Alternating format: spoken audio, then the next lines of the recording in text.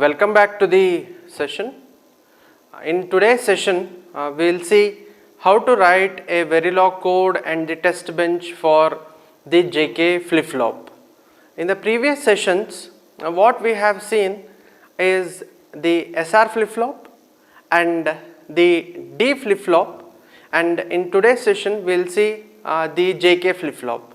And the difference between the SR flip-flop, which is the set, and the reset flip-flop with respect to the JK flip-flop is that for 1-1 condition, we have told that for the positive edge of the clock, when S is 1 and R is 1, the output is undefined.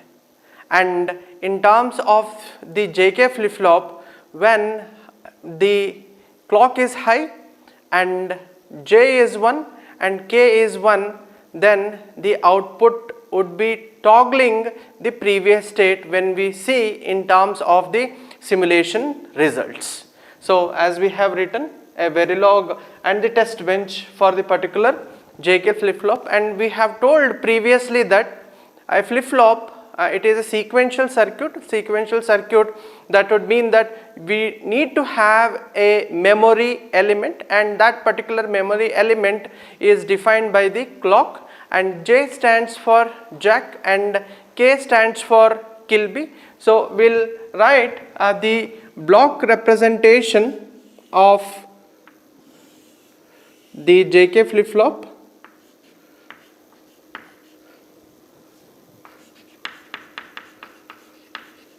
We have told that we would be providing the inputs, which is J and K, and we would be providing the clock. We do have the outputs that is defined, which is Q and Q bar. We will define the operation with respect to the particular truth table. We have told that we do have clock followed by J, K, which are the inputs, and Q and QB are the particular outputs. We will define with the positive edge of the clock when J is 0 and K is 0. That is, when J is 0, K is 0, the output would be in previous state, which is Q and QB. We do call it as the previous state. Next, again with the positive edge of the clock, when J is 0 and K is 1, the output would be in reset state, where Q is 0 and Q bar is 1. What we do call it as the reset state.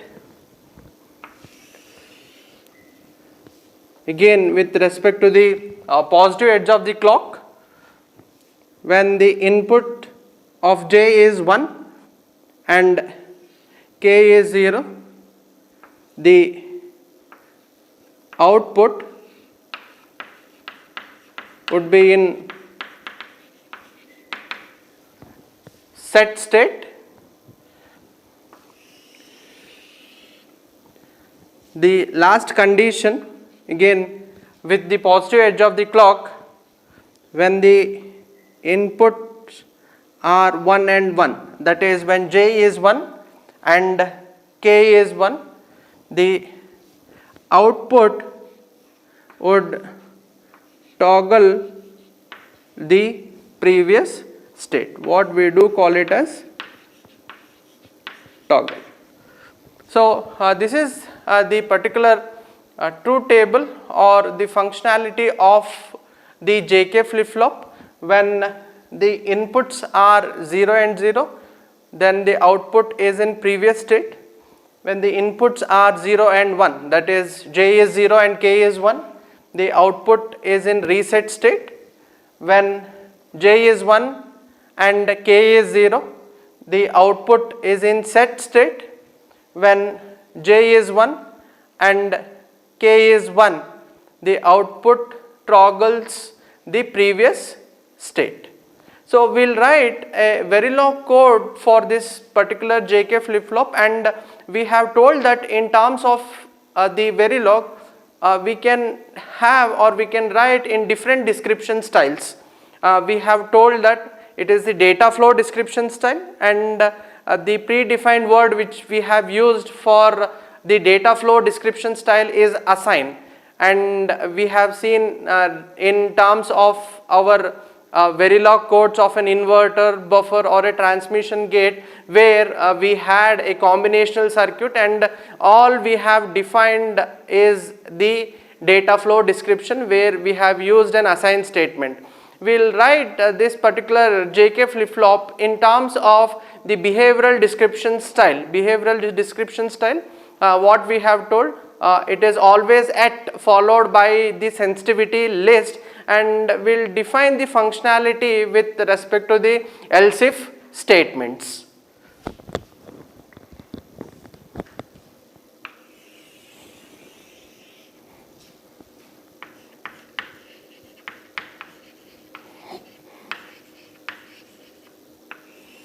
A Verilog code. So first it is the module followed by the module name, which is JK, followed by the ports list. What we do have J, K, clock, output which is Q and Q bar. We will define the ports declaration, which is input of J, input of K, input of clock, output which is Q and Q bar. And in writing the behavioral description style, we have told that we need to use the reg or the register, which acts as a wire to send the signal from the block to the particular output. From the data which is stored in the particular block to the output, we are defining with respect to the wire, where the particular data is carried with the electrical signal, which is wire, and it is defined as reg or register. Reg, which is Q and QB. And we have told that in terms of the behavioral description style, we would be writing with a predefined instruction which is always at.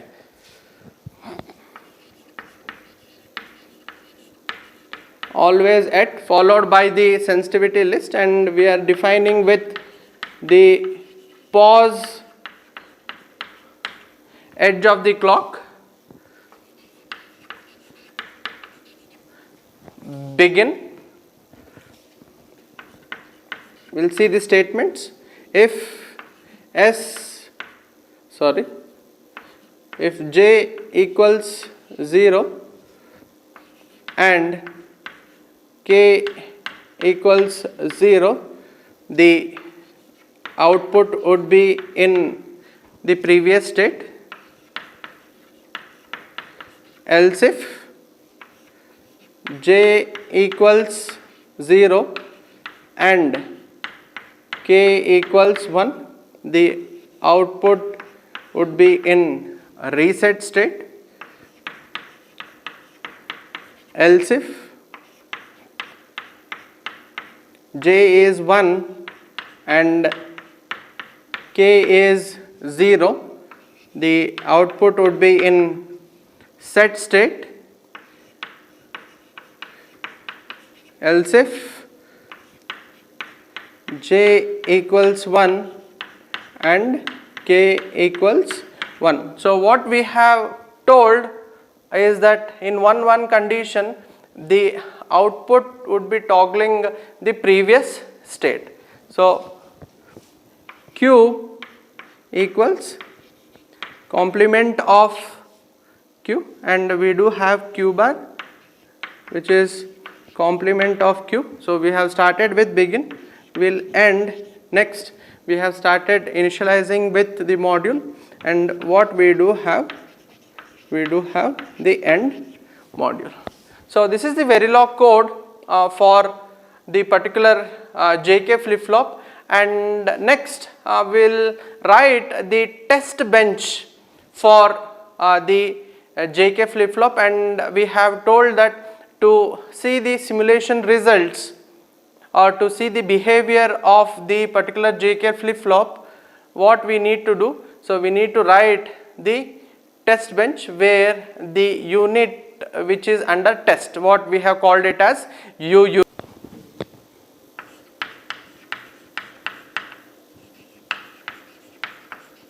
So we'll write the test bench.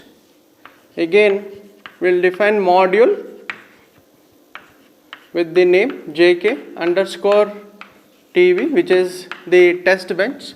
We'll define the inputs. Inputs in the test bench are defined by the registers and the output by the wire. Reg J K and the clock. The output is the wire, which is Q and Q bar. Next we are interlinking the inputs of your Verilog code with the test bench. JK UUT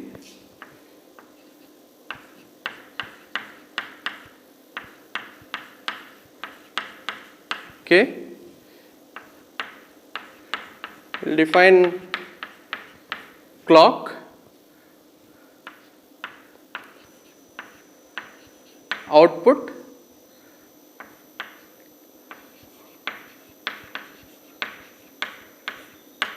with respect to the inputs. We'll start the statements with defining the inputs with initial begin. Let us say for J is 0, K equals 0 and clock is 1. When the clock is 1, according to our truth table, what happens is that for 0 to certain nanoseconds, what happens, J would be 0, K would be 0 and clock is 1, and according to that we would be getting the output, which is Q and Q bar. So from the truth table we know that the output would be in the previous state, or the output would follow the previous state.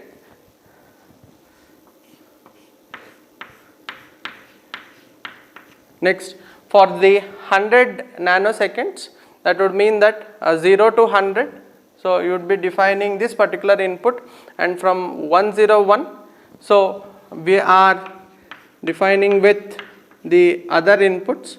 J is 0, K is 0, clock equals 0. Next, for 100 nanoseconds, J equals 0, K equals 1, clock equals 0. For 100 nanoseconds, J equals 0, K equals 1, clock equals 1. For 100 nanoseconds, J equals 1, K equals 1, clock equals 0. For 100 nanoseconds, J equals 1, K equals 0, clock equals 1. For 100 nanoseconds, J equals 1, K equals 1, clock equals 0. For 100 nanoseconds, J equals 1, K equals 1 and clock equals 1, we can define n number of inputs. According to the n number of inputs, you would be getting the simulated result output. We have started with the begin, we will end, and next what we do have, we have started with the initiation of module, and again we do have the particular end module. So this is the Verilog code and the test bench for the JK flip flop, and what we have told is that for 1-1 condition, the output toggles the previous state. Thank you.